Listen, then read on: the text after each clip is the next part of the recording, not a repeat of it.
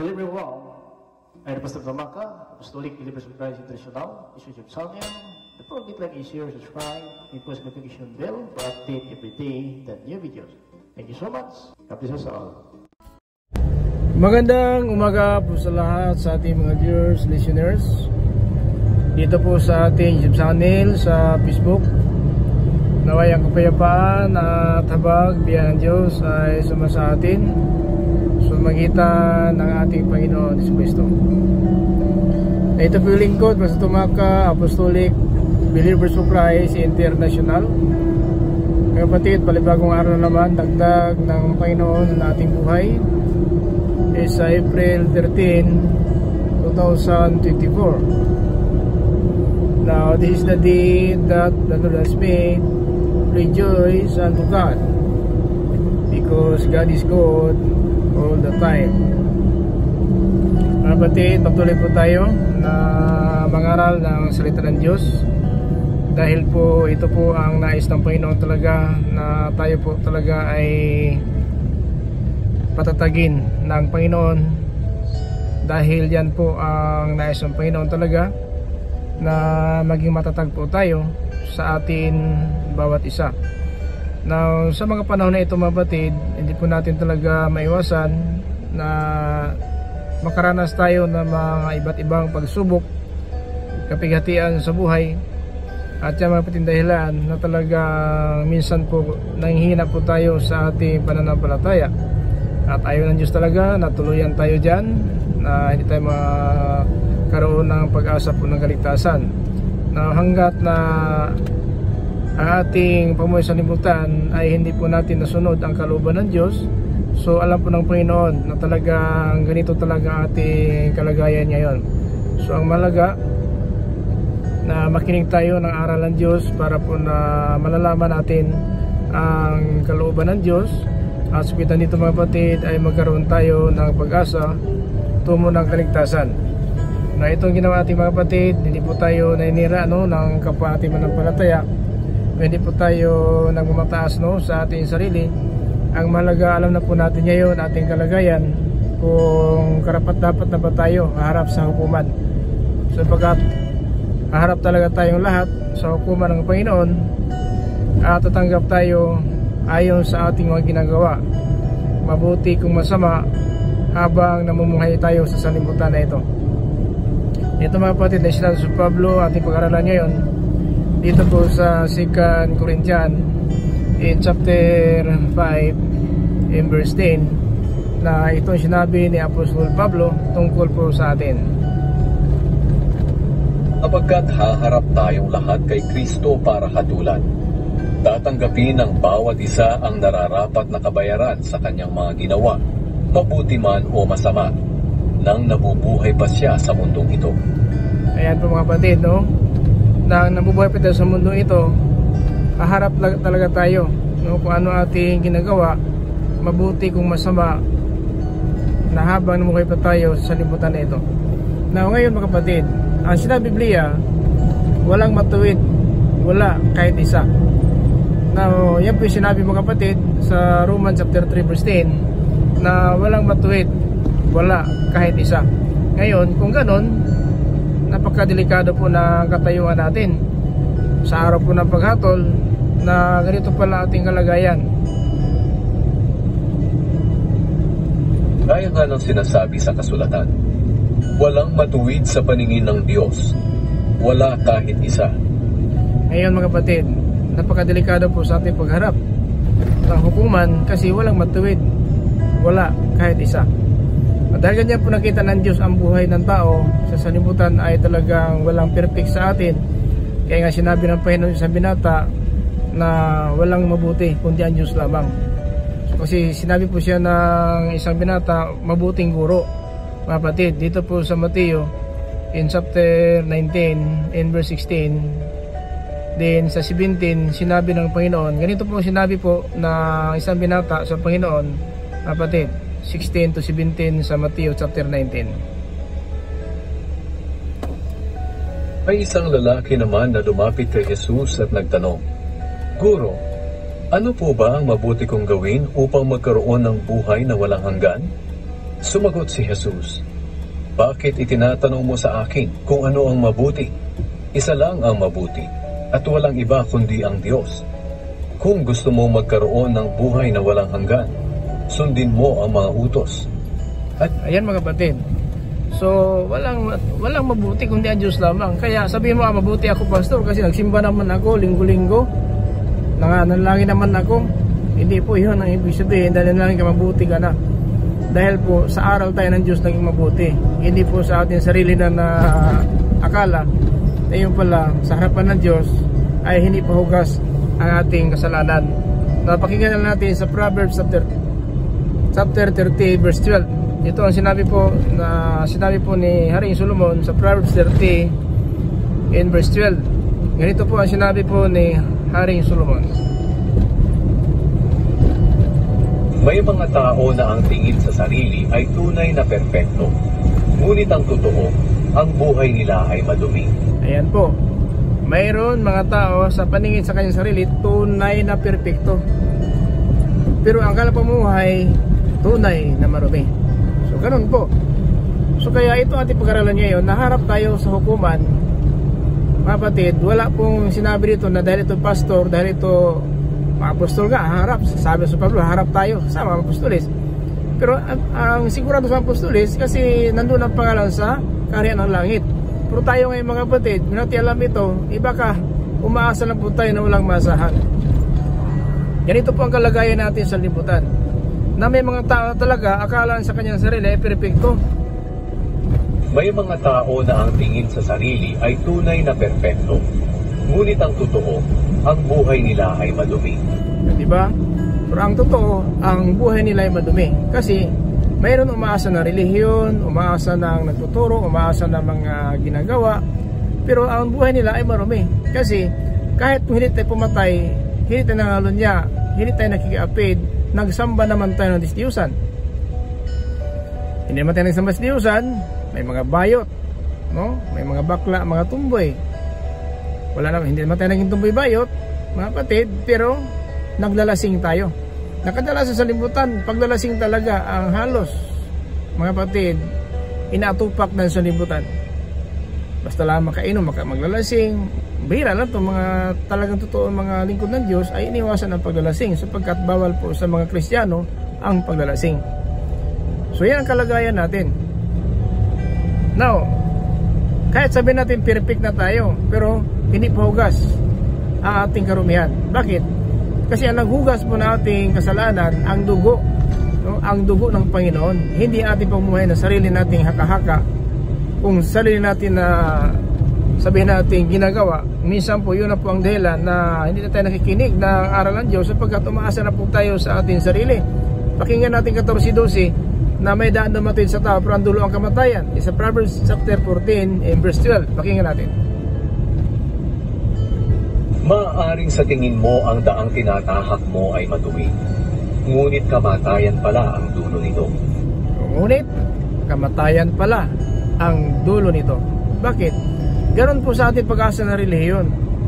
Umaasa tayo, may nagturo sa atin, tama na ito pumuhay ko pastor, marunong naman ako manalangin, marunong ako magsamba naman ako. Pero mga kapatid, ang dulo pala ang kamatayan. Bakit ang dulo? Sapagkat pag namatay na po tayo talaga, hatol na. Now, kahapon po ating pinag-aralan is Hebrews chapter 9:27 na minsan ang tao mamatay pagkatapos hatol na. Ito naman mga kapatid, atin po itong iparating sa buong sanlibutan na haharap tayong lahat sa hukuman ni Kristo. Ito ang key verse natin is 2 Corinthians in chapter 5 verse 10. Yung po ating binuksan ngayon mga kapatid, 5:10 sa 2 Corinthians.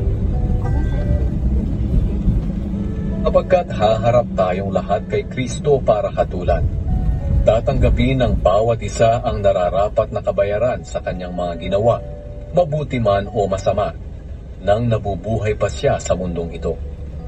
So yan mga kapatid, ating key verse, no? Naharap tayong lahat. So kasama si Apostol Pablo kasi sabi niya, harap tayong lahat. Harap pa talaga si Apostol Pablo sa hukuman? Pakinggan natin sa 2 Timothy chapter 4 and verse 8. Kailan niya matanggap ang gantimpala na ito, mga kapatid? Kasi ang gantimpala nito mabubuhay muli ating katawan. Bubuhayin tayo mula sa libingan. Itong gantimpala ibigay ng Diyos sa lahat ng mga lingkod, mga propeta, mga apostol, mga banal, no? Tayo po isama, kung lubin ng Diyos, makasama tayo diyan, mga kapatid. Kasi napakalaga po ito ating pag-aralan. 2 Timothy in chapter 4 in verse 8. Ganito po ang sinabi ni Apostol Pablo. Verse 8. Ngayon, may inilaan ang Diyos sa akin na korona ng katuwiran. Ibibigay ito sa akin ng makatarungang Panginoon sa araw ng paghuhukom niya. At hindi lang ako ang bibigyan, kundi maging ang lahat ng nananabik sa pagbabalik niya. So, maliwanag po. Hindi lang ako kailan ibigay ang putong ng katuwiran, itong buhay na walang hanggang, sa araw ng paghukom. At ang sabi sa Pablo, ito ay ibigay sa akin sa araw ng paghukom at hindi lang sa akin, pati sa kanila din na naghihintay ng kanyang pagbabalik. So, di ba? Naghintay tayo ng kanyang pagbabalik, pero mag-ingat tayo mga kapatid, sapagkat habang naghintay tayo sa kanyang pagbabalik, ay mayroon tayong dapat gawin kung ano ang pinakamalaga, mga kapatid, na gawin natin. Pakinggan natin ito dito po sa Tito Kabanata 2, talata 12 hanggang po sa 13. Dito po sa Tito, mga kapatid. Pakinggan natin to.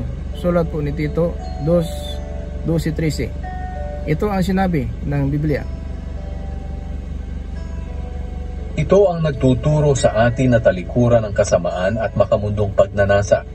Kaya mamuhay tayo sa mundong ito ng maayos, matuwid at makadiyos, habang hinihintay natin ang napakagandang pag-asa na walang iba kundi ang maluwalhating pagbabalik ng ating dakilang Diyos at tagapagligtas na si Hesus Kristo. Ayan po ha. So, naghintay tayo dito sa biyaya nito. Kasi sinabi sa 11 na sapagkat ang biyaya ng Diyos nagbibigay ng kaligtasan ang hayag sa lahat ng tao. Sapagkat ang biyaya ng Diyos na nagbibigay ng kaligtasan ay inihayag na sa lahat ng tao. So, nahayag ang biyaya. So, anong gawin natin sa biyaya na ito? Ano ba ang ibig sabihin ng biyaya? Inaasahan lang ito? Hinihintay lang ito? O pinagsikapan ba ito? Pinagsikapan itong biyaya. Hindi hinihintay lang, hindi inasahan lang ang biyaya ng tuturo, mga kapatid, sa ating naghintay sa pagparito ng ating Panginoon. Ito ang nagtuturo sa atin na talikuran ng kasamaan at makamundong pagnanasa. So ito ang biyaya ng tuturo, mga kapatid, na talikuran na natin ang kasamaan sa makamundong pagnanasa. Hindi inasahan ang biyaya kasi maraming umasa ng biyaya, pero makamundo pa rin ang pumuhay.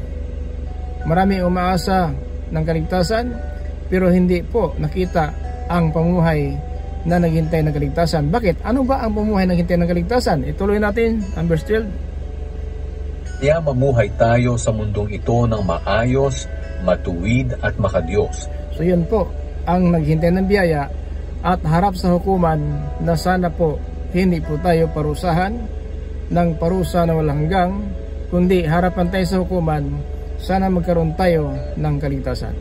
So yun mga kapatid, kailangan natin malaman ito. Hindi sangayon ang Panginoon, mga kapatid, na sa ating pamumuhay ngayon ay hatulan tayo ng parusa, sapagkat mahal na mahal tayo ng Diyos, no? Mahal tayo ng Diyos. Ganun lang pag-ibig ng Diyos, ayon po sa John 3:16. Ganun na lamang ang pag-ibig ng Diyos sa atin sa buong sanlibutan, kanyang isinugo ang kanyang kaisisang anak upang ang lahat ng sumampalataya hindi mapahamak, kundi magkaroon ng buhay na walang hanggang. So ganun mga kapatid, no? Yun po ang inasahan natin, at dahil sa pag-asa na ito, pero hindi mga kapatid, inasahan lang ito, natutulog lang tayo, gusto lang natin ginagawa ang nais natin, simbol lang kung gusto, hindi kung hindi ganyan ang naghihintay ng kaligtasan. Makadiyos, maayos, matuwid na pumuhay ang naghihintay ng kaligtasan. Tinuturuan po tayo, mga kapatid, ng kaligtasan na ito na sa pagtalikod sa makamundong masamang pagnanasa, kundi mamuhay tayo sa mundo na ito. Tandaan po natin na maayos, matuwid at makadiyos. Maayos, matuwid at makadiyos. So mga kapatid, itong tatlo na ito, kung nasa atin ito, sigurado Kasi sinabi sa 13 mga kapatid, ito ang nagtuturo sa atin na talikuran ng kasamaan at makamundong pagnanasa. Kaya mamuhay tayo sa mundong ito ng maayos, matuwid at makadiyos. Habang hinihintay natin ang napakagandang pag-asa na walang iba kundi ang maluwalhating pagbabalik ng ating dakilang Diyos at tagapagligtas na si Jesucristo. Ayan po ha. So maliwanag po na naghintay tayo sa kanyang pagbabalik na ito ang ating tagapagligtas, dakilang Diyos Jesucristo. So kung naghintay tayo, dapat pala talikuran na natin ang makamundong pagnanasa. Kundi mamuhay tayo sa mundo na ito maayos, matuwid at makadiyos. Na kung nasa atin ito tatlo na ito, sigurado. Kasi ang maayos na pamuhay, hindi ko ang sanhi ng gulo, hindi ko ang sanhi, mga kapatid, na napuot ang kapwa mo. Kasi paano sabihin maayos pamuhay, hindi ko ang sanhi ng gulo. Ikaw ang sanhi na ang iyong kapitbahay, ikaw na lang ang sabihin natin minamaritis. Sapagkat po sa pamuhay natin, Christian ito, pero hindi naman makita sa kanyang pamuhay ang pagka-Kristiyano. So ganyan po minsan, maayos na pamuhay, kailangan na sa atin ito. Kasi kung wala itong maayos pamuhay, magulo po ating pamuhay. Maaari tayo palagi nakapunta sa barangay, siguro sa barangay captain, punta doon sa siguro, napunta doon sa huwis, kung doon sa attorney, kasi ikaw ang sanhi na nagsasalita ka lang ng walang katotohanan, so darating ka talaga doon sa hukuman. So magulo po, yan na pamuhay. Hindi pwede na naghintay tayo sa pagparito ng Panginoon na tayo po ang dahilan na matitisod ang ating kapwa. Huwag hayaan na tayo po ang dahilan na matitisod sila, na tayo mga Christian, na tayo na po ang mismo ang nagpasaway. So kasi sa araw ng hatol, tatanggapin natin kung ano ating ginagawa habang nabuhay pa tayo sa salimutan na ito, mabuti kung masama. So napakahalaga mga kapatid na dapat nating pagsikapan at dapat malaman natin kung ano ba talaga ang tama na pamuhay. Ano ba talaga ang dapat nating gawin?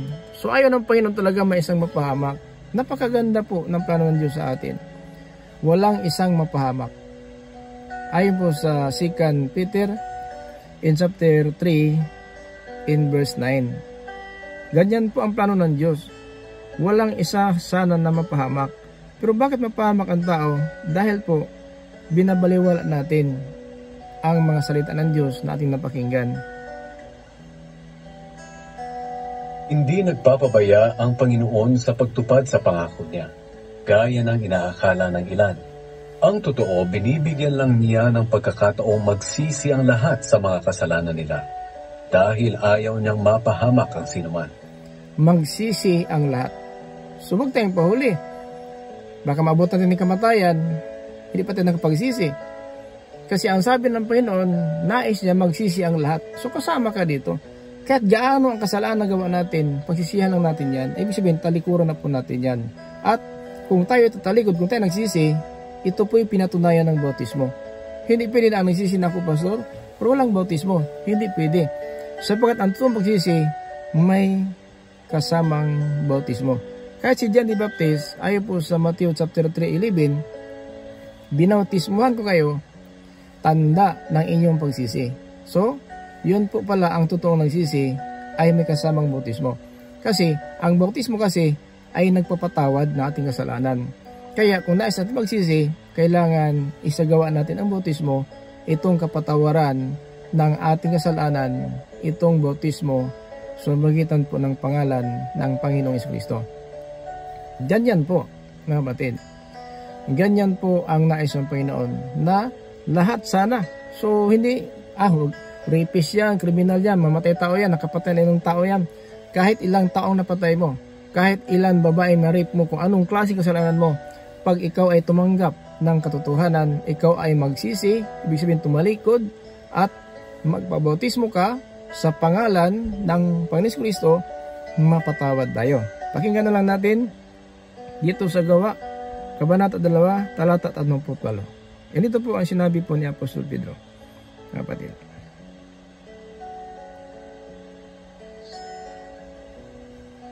Tumagot si Pedro sa kanila, magsisi ang bawat isa sa inyong mga kasalanan at magpabautismo sa pangalan ni Hesukristo at mapapatawad ang inyong mga kasalanan at matatanggap ninyo ang regalo ng Diyos na walang iba kundi ang banal na Espiritu. Ayan po mga kapatid. Now, sa araw na iyon na nangaral po ang mga apostoles sa araw ng Pentecost, mayroon bang tumanggap? Mayroon po sa verse 41. Marami ang naniwala sa kanyang mensahe at nagpabautismo agad sila. Nang araw na iyon, mga 3,000 tao ang nadagdag sa mga mananampalataya. So ayan mga kapatid, alam ba natin itong mananampalataya kung sino ito? Ito po ang tinatawag sa Biblia, Iglesia ng Diyos. Mga mananampalataya. Now, sa araw ng Pentecost, marami ang naniwala sa mga mensahe po ng mga apostol sa araw ng Pentecost at 3,000 po ang tumanggap ng bautismo. Nabautismohan sila talaga. Marami ang naniwala sa kanyang mensahe at nagpabautismo agad sila. Nang araw na iyon, mga 3,000 tao ang nadagdag sa mga mananampalataya. Hindi sinabi, pastor, sunodin ko na lang pastor kasi ay paalam ko sa tatay ko, nanay ko, kapatid ko, baka magalit sila. Hindi po totoong panampalataya yan. Kasi itong nanampalataya sa mensahe ng mga apostol, kaagad nagpabautismo. Hindi sinabi, bukas na pastor, kasi may lakad ako ngayon, kung ka sa lakad ka na lang, hindi ka na makauwi. So paano mapatawad ka? So kaya ganyan, dahil harap tayo sa hukuman, dapat maging handa palagi, huwag kumpiyansa sa kapanahunan kasi may daan daw na maging matuwid sa mata ng tao ang dulo kamatayan. Akala natin bukas buhay pa tayo, wala nakakaalam ng bukas kung buhay pa tayo. Ang malaga ngayon, kaya ang kaligtasan hindi bukas, ngayon ang araw ng kaligtasan. Now si Apostol Pablo, bakit mo siya nagbautismo ng kalahati ng gabi? Kalagitnaan ng gabi. Samantala, pili pa ipaliban ng bukas. Pero dahil po ang kaligtasan ngayon, hindi bukas, kaya ang gwardiya ng bilangguan, sumampalataya sa aral ni Apostol Pablo, ni Silas, ay talaga nagpabautismo kaagad sa kalagitnaan ng gabi. Na ito na lang mga kapatid, para malaman natin ito, bakit kailangan ng bautismo? Kasi itong bautismo, nagpapatawad ng ating mga kasalanan. At sa bautismo, diyan natin tinanggap si Kristo. At ang sinabi sa Biblia, sa John chapter 1 verse 12, sa lahat ng sumampalataya, tumanggap ng kanyang pangalan, binigyan sila ng Diyos ng kapangyarihan maging anak tayo ng Diyos. Diyan po sa bautismo. Kaya ito ating binuksan ngayon kasi harap tayo sa hukuman. Pero mas maganda, harap tayo sa hukuman na wala na tayong pananagutan. Mga kapatid, yan ay pinakamalaga sapagkat ang sinabi po dito sa 2 Corinthians in chapter 5 in verse 19. Ganito po, ipinagkasundo ng Panginoon ang salimutan sa magitan ni Kristo at wala na tayong pananagutan, mga kapatid. Kasi ang kasalanan natin ay wala na. At ito po ang sinabi sa Pablo sa 2 Corinthians chapter 5:19. At ito nga ang aming ibinabalita. Pinapanumbalik ng Diyos ang mga tao sa Kanya sa pamamagitan ni Kristo. So, pinapanumbalik ng Diyos ang mga tao sa Kanya sa pamamagitan ni Jesucristo. Bakit? Iyon ang ibig sabihin, ang kamatayan niya sa krus para sa buong sanlibutan. Is 1 John chapter 2 verse 2. Na ang kamatayan sa krus ng Panginoon para yan sa buong sanlibutan. Dito na mga kapatid, ipinagkasundo ng Diyos ang mga tao sa buong sanlibutan sa pamamagitan ni Kristo. At hindi na ibinibilang na laban sa kanila ang kanilang mga kasalanan. Hindi na ibinibilang laban sa kanila ang kanilang makasalanan. Kasi yun ang dahil namatay ang Panginoon para po talaga mapatawad tayo sa kanyang dugo doon sa itaas ng cross na sinaksakin ang kanyang takiliran, tubig at dugo, na ang tubig ito'y nagsimbolo, naglarawan ng bautismo at ang dugo ng papatawad. Tama si Apostol Pedro, repent every one of you baptized in the name of Jesus Christ for the remission of your sin, and you shall receive the gift of the Holy Ghost. Ayan mga kapatid, ang aral na po na may Holy Ghost na po sila, yun na po ang nagtuturo ang Espiritu Santo ng katotohanan paano makamtan ang tunay na kaligtasan at kapatawaran ng ating kasalanan. So hindi relihiyon, hindi bansag pastor kayo sa mananampalataya, hindi pari kayo ito kapagturo, ang kapatawaran nasa pangalan ng Panginoon Kristo nang tanggapin natin ang bautismo na ito. Kaya nga hanggang ngayon natin tayong matatag dahil po sa ito'y habag ng Diyos na ito'y inasahan natin. Madulas man tayo, mabuwal man tayo, pero nakatayo pa rin tayo. Sinabi ng pastor ako ngayon, talagang ang ating pumuhay talaga ay walang, sabi natin, pagkukulang. May pagkukulang tayo sa Diyos. At alam ng Diyos na ito pumuhay natin, pastor, pagka-Christian natin, manampalataya, pari, tagapagturo, ay hindi pa tayo karapat-dapat. Kaya dahil karapat-dapat, ayaw ng Diyos na alis tayo sa libutan, napapunta tayo sa impyerno. Kasi ang pagtawag sa atin, hindi pangkaraniwang. Kasi noon pa lang, tinawag na tayo ng Diyos. Sa sinapupunan pala nating ina. Kaya napakaganda po ng plano ng Diyos sa buhay natin. Ikaw lang siguro, brother, sister. Tayo lang siguro ang hindi maganda ang plano sa paningin ng Diyos.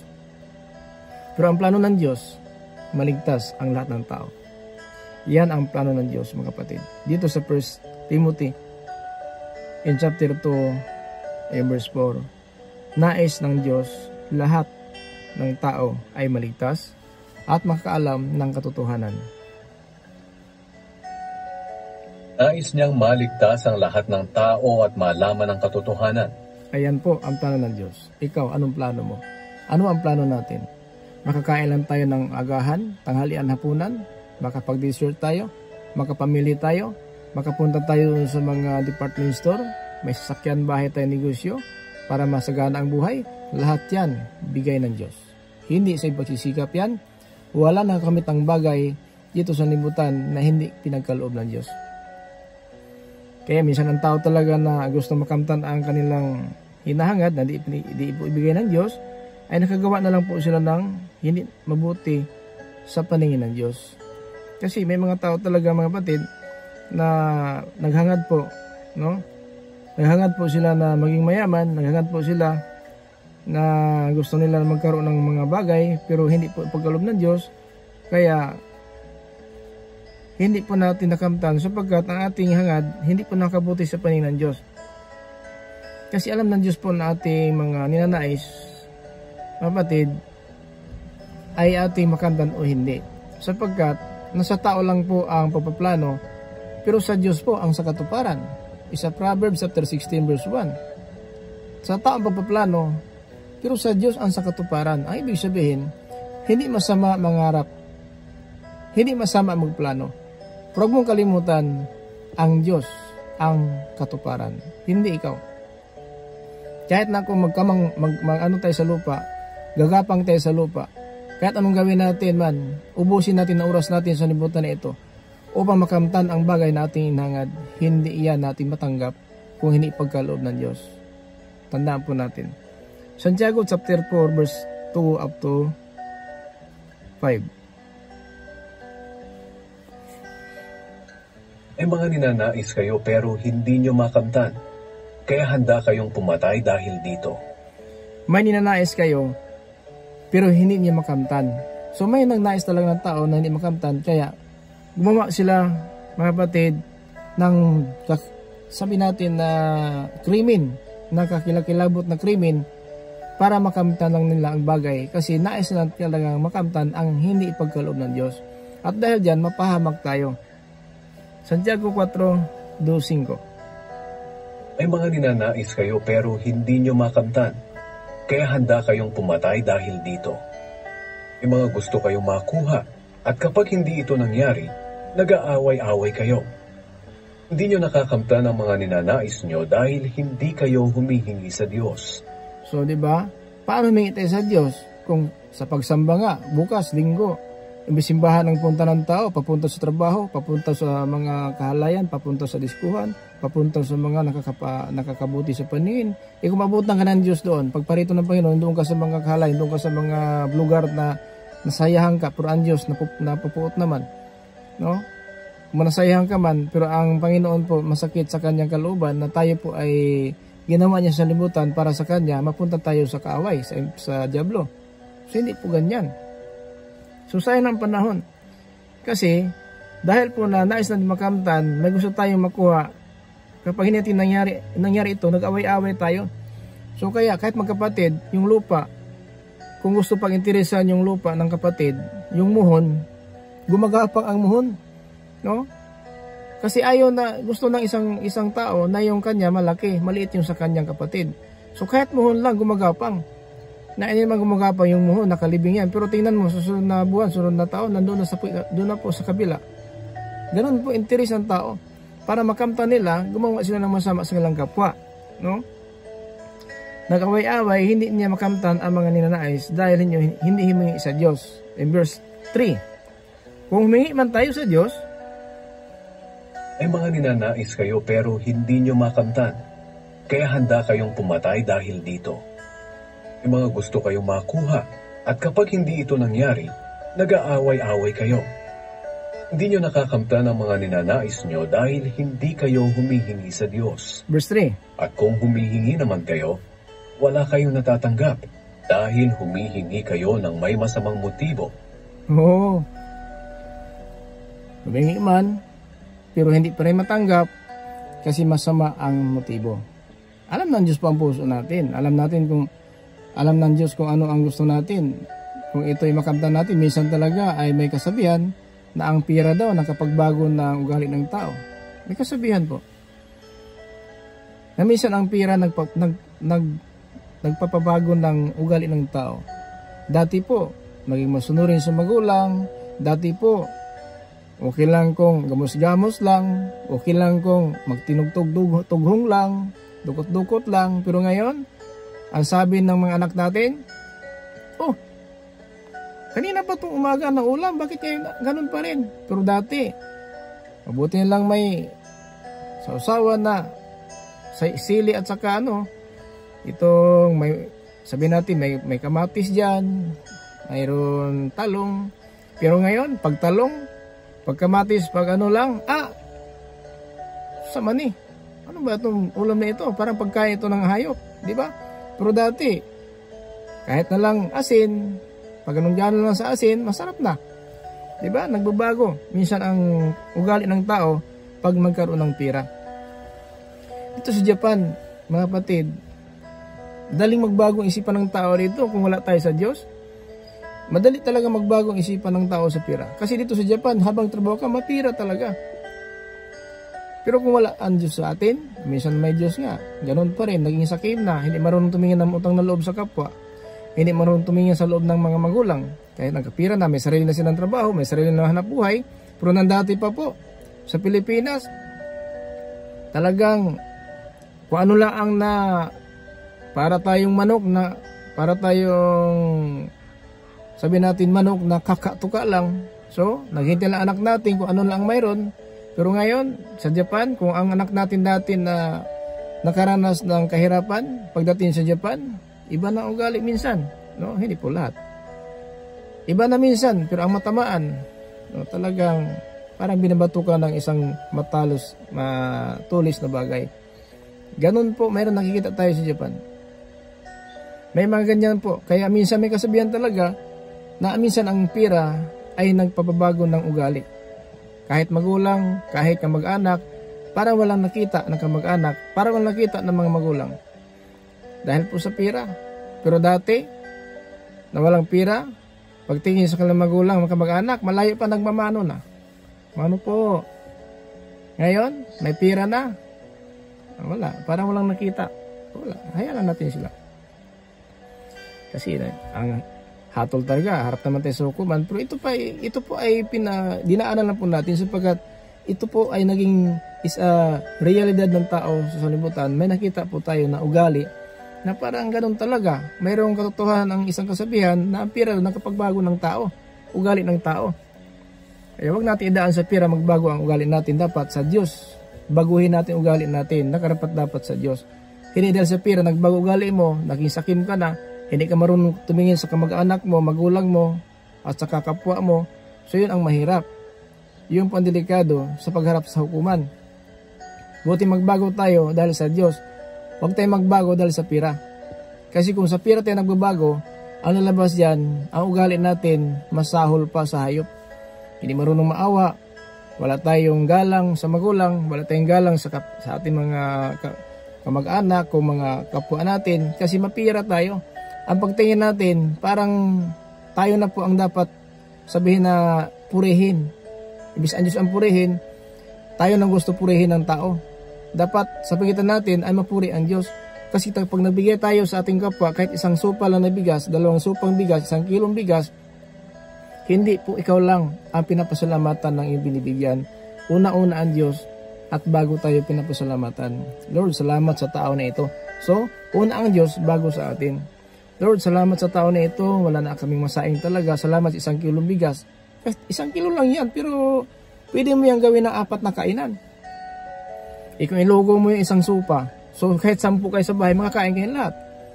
So, una, naparangalan ang Diyos dahil sa ating ginawa na kabutihan. Kaya, ang naghintay sa pagparito ng Panginoon, mamuhay ng maayos, makadiyos, at matuwid.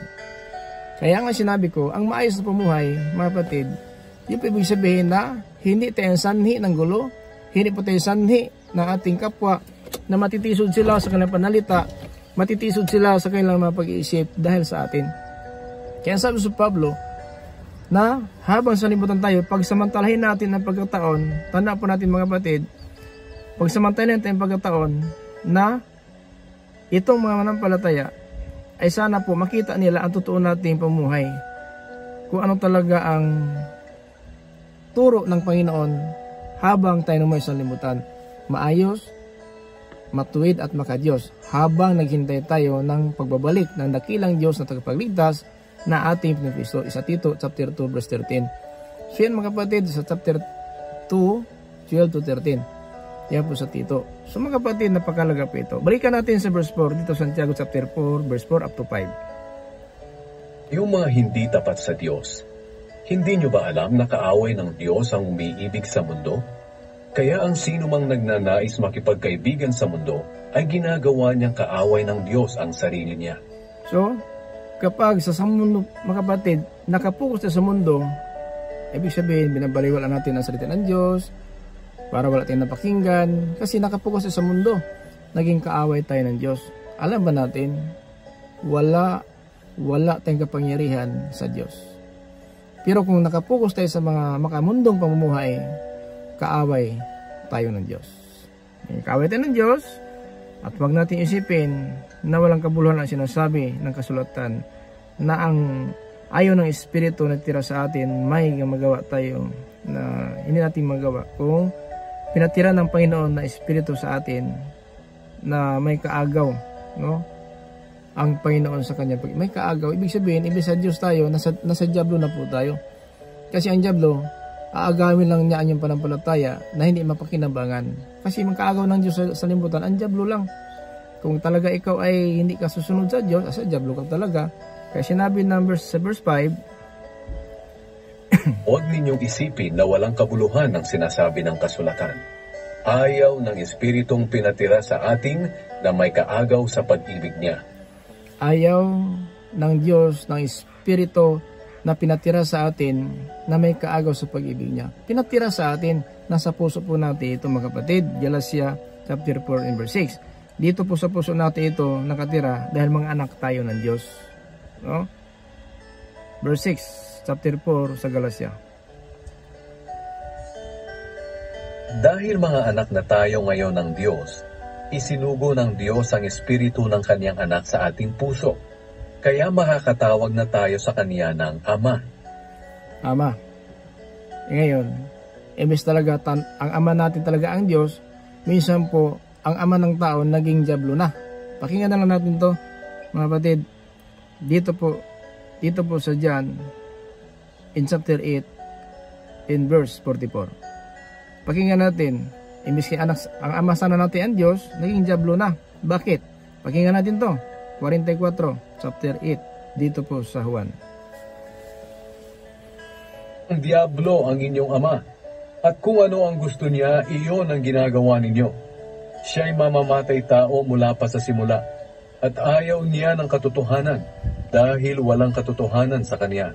Likas sa kanya ang pagsisinungaling, dahil sinungaling siya, at siya ang pinagmumulan ng lahat ng kasinungalingan. Diba?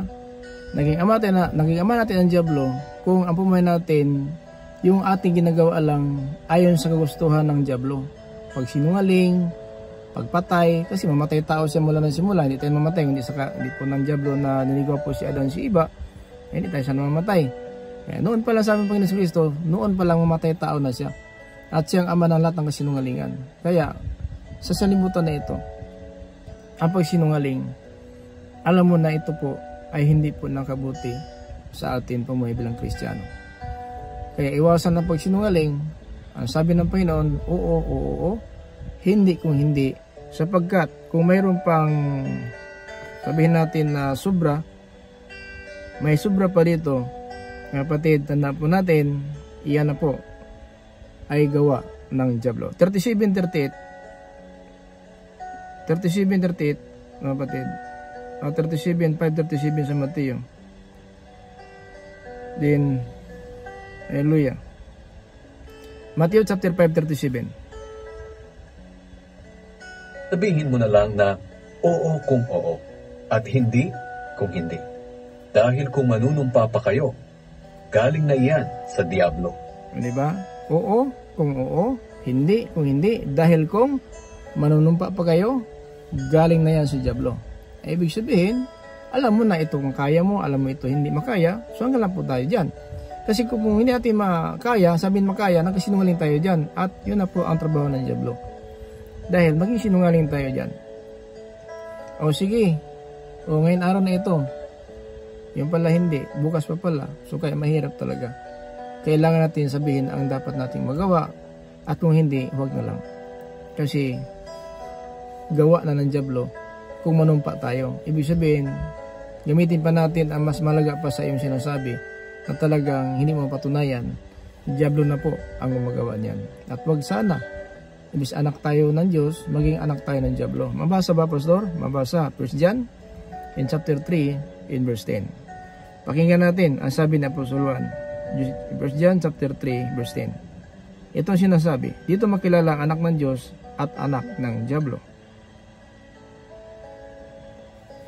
Dito makikilala kung sino ang mga anak ng Diyos at kung sino ang mga anak ng diablo. Maliwanag po ha. Dito makilala kung sino ang anak ng Diyos o sino ang anak ng diablo. Yan mga kapatid ang sinabi ng Biblia. Ang lahat ng hindi gumagawa ng matuwid o hindi nagmamahal sa kanyang kapatid ay hindi anak ng Diyos. Ang hindi gumagawa ng matuwid o hindi nagmamahal ng kanyang kapatid, hindi anak ng Diyos. Paano sabihin matuwid tayo na ang ating mga mata nasa kapitbahay, ang ating mga mata nandoon sa ibang tao, ang ating sarili natin tinitingnan kung anong klaseng tao tayo. Di ba ganun minsan ang sanlibutan? Oo, tama mali. Di ba? Minsan natamaan tayo kaya talaga. Kasi marami pa rin ang bansag marites nga. Akala siguro bansag marites talaga ay hindi po ito na sa Biblia ang bansag nila nga itong marites, parang chismosa. No? Ang tinawag na marites, chismosa. Biblical ba ito? Pakinggan daw natin. Dito tayo sa 1 Timothy in chapter 5 in verse 13. Tingnan natin ha. Kung nasa Biblia ba itong bansag na marites, ibig sabihin mga chismosa. 1 Timothy in chapter 5 in verse 13. Pakinggan natin to sila, mga kapatid. Maliban dito, matututo silang maging tamad at mag-aksaya ng panahon sa pangangapit bahay. Hindi lang sila magiging tamad, kundi magiging chismosa at pakialamera, at kung ano-ano ang mga sinasabi. Akala natin na marites, bansag ng tao ito, wala sa Biblia. Bakit binasagan ng marites? Chismosa, nangapit bahay. Yun pong bansag ng marites. Pero ang Biblia pala nagsasabi na dito na may mga taong ganyan pala. Nangapit bahay, chismosa. Maliban dito, matututo silang maging tamad at mag-aksaya ng panahon sa pangangapit bahay. Hindi lang sila magiging tamad, kundi magiging chismosa at pakialamera, at kung ano-ano ang mga sinasabi. Di ba? Kala siguro, sa Biblia pala yan, Pastor. Hindi mangyari sa libutan ang ating nakita sa kapanahunan kung hindi na po sinabi ng Panginoon. Lindol na sa Biblia, tsunami na sa Biblia, salot na sa Biblia, langsalay na sa Biblia, itong bagyo na sa Biblia, digmaan na sa Biblia, ang gutom na sa Biblia. Ano pa ba? Itong mga tao chismosa, nasa Biblia din. Di ba? Hindi natin sabihin natin, bakit ito nasulat sa Biblia? Sinabi na po ng Diyos ang mga darating na kapanahonan na ito'y makita natin para maniwala tayo na hindi sinungaling ang Diyos. Para maniwala tayo na ang salita ng Diyos totoo, na may impyerno, may paraiso. Pili ka lang, anong gusto mo?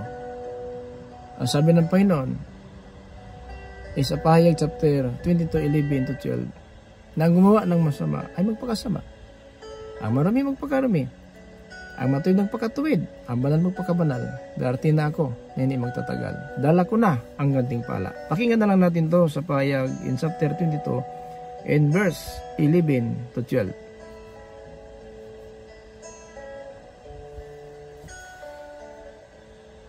Ang masama ay magpapakasama pa, at ang marumi ay magpapakarumi pa. Pero ang matuwid ay magpapakatuwid pa, at ang banal ay magpapakabanal pa. Verse 12. Sinabi ng Panginoong Hesus, "Makinig kayo, malapit na akong dumating. Dala ko ang aking gantimpala para sa bawat isa, ayon sa mga ginawa niya." Kapatid, ayon sa ating givers, haharap tayo sa hukuman, tatanggap tayo ayon sa ating ginawa, mabuti masama, habang buhay tayo sa sanlibutan na ito. Ngayon, pagbalik niya, ang dala niya, gantimpala. Anong gantimpala yan? Na tayong tutulog sa alabok, mabubuhay tayo. Yan ang gantimpala ang sinabi ng Apostol Pablo sa 2 Timothy chapter 4 verse 8, at nakahanda ng putong ng katuwiran na ibigay ng ating Panginoon sa araw ng paghukom. Putong ng katuwiran. Yan mga apostoles, sa langit na po sila. At nagmamadali na po sila na sana makabalik na sa katawan para makamtan na ang gantimpala. Sapagkat na-preserve lang sila ngayon noon sa langit, naghintay sila na babalik na sa katawan at yan na matupad. Na bakit nagsisikap tayo na mamuhay na makadiyos, maayos at matuwid? Dahil itong ating kalagayan, nais natin walang katapusan. Patuloy ang kaligayahan, patuloy ang buhay natin, at yan nakahanda po sa araw po ng pagbabalik ng Panginoon. Gantimpala sa verse 12. Sinabi ng Panginoon Hesus, "Makinig kayo, malapit na akong darating. Dala ko na ang gantimpala para sa bawat isa, ayon sa kailang gawa." Kaya, ang ating gantimpala nintay, ito po ang buhay na walang hanggang na sana ating makamtan. Sana mga kapatid, nakatulong po ito ang ating video. Huwag kalimutan mag-like and share, subscribe sa ating YouTube channel, and post to notification bell for update everyday Godin videos. Sa ating Facebook page, Facebook account, i-like and share lang po natin ang salita ng Diyos. Hindi ikaw lang ang pagpapalain ng Diyos. Lahat ng tao sa buong salimutan, pagpapala ay makamtan dahil po sa ating pagmamahal sa ating kapwa. Huwag madamot. I-like and share lang natin ang salita ng Diyos. Dahil mahal tayo ng Diyos, magmahalan tayo isa't isa. Tulad ng pagkain. Kung ikaw may pagkain, nakita mong kapwa mo lang makain, magbigay ka. Ibig sabihin, ang kaligtasan na ito, hindi sa iyo lang, sa ating pamilya, buong sanlibutan, ang kaligtasan na ito. Ayon po sa 1 John chapter 2 and verse 2. Maraming salamat ulit. Ito po yung lingkod, Pastor Maka, Apostolic Believers of Christ International. As to us, grace, mercy, and peace. Be with you as Jesus Christ. Amen.